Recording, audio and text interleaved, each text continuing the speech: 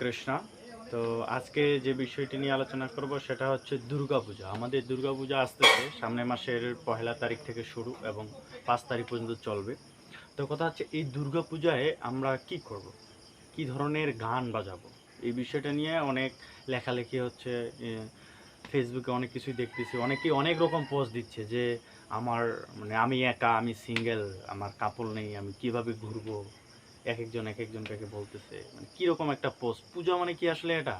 মানে আপনার গার্লফ্রেন্ড লাগবে বা একটা বয়ফ্রেন্ড লাগবে, তার সঙ্গে ঘুরবেন। এটা কি পূজা?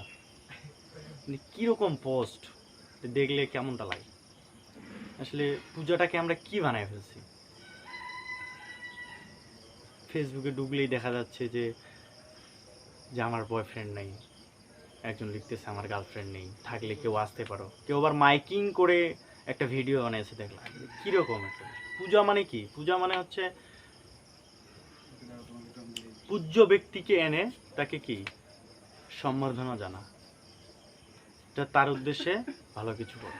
তো এখন কথা হচ্ছে যে এই পুজোতে আমরা আমাদের যে আগের আগের কালচার দেখেন, আগের সংস্কৃতি দেখেন যে কত সুন্দর। ঢোলের ঢাকের বাজে নৃত্য করতে অনেক সুন্দর লাগতো। এখন কি হয়েছে? ডিজে, ভোজপুরি গান না ছাড়া হলে দুর্গা মণ্ডপে চলে না, দুর্গা পূজাই হবে না।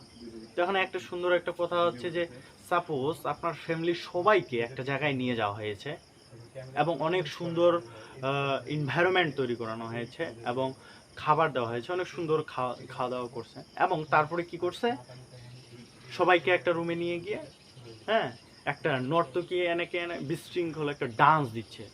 হ্যাঁ, আপনি কি ওখানে থাকতে পারবেন? থাকতে পারবেন না। ঠিক সেরকম আমরা হচ্ছে স্বর্গ থেকে, হ্যাঁ, মাতা দুর্গাকে নিয়ে আসতেছি, মহামায়াকে নিয়ে আসতেছি, কিন্তু তার সামনে আমরা কি বলতেছি? উচ্ছৃঙ্খল নাচ দিচ্ছি, ডান্স দিচ্ছি। আসলে কি সেখানে তিনারা থাকবেন? এটা একটু ভাবা উচিত, আমাদের চিন্তা করা উচিত। তো অবশ্যই আমরা আমাদের দুর্গা মণ্ডপে বক্স থাকবে, বক্সে আমরা ধর্মীয় গান বাজাবো, অশালীন কোনো গান বাজাবো না। হুম, তুমি জ্বালাইয়া গেলা মনের আগুন নিভাইয়া গেলা না, এগুলো কি? এগুলো পূজায় কি বাজে নাকি? আমি তো দেখি নাই কোনো মসজিদে, কোনো গির্জায় এরকম কোনো কিছু বাজানো। তো আমরা কেন বাজাবো?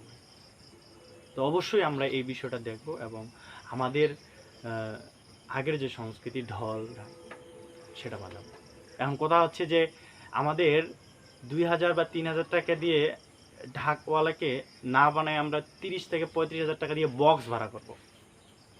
এটা হচ্ছে আমাদের কি কালচার হয়ে আসছে। আর এখন তো একটা কম্পিটিশন চলে আসছে, মানে পূজা তো আর হচ্ছে না, কম্পিটিশন হচ্ছে, মানে কে কত সুন্দর বানাইতে পারতেছে। সুন্দর মানে কি প্রতিমা কি সুন্দর না, গেট, লাইটিং। হ্যাঁ, আসলে পূজার উদ্দেশ্য ওটা না যে আপনাকে বড় কিছু করতে হবে, অনেক কিছু করতে হবে, তা না। আচ্ছা, ভক্তিটা দেখে, হ্যাঁ, আসলে আপনার মধ্যে কতটা শুদ্ধতার সাথে আমরা পূজা করতেছি সেটা দেখে।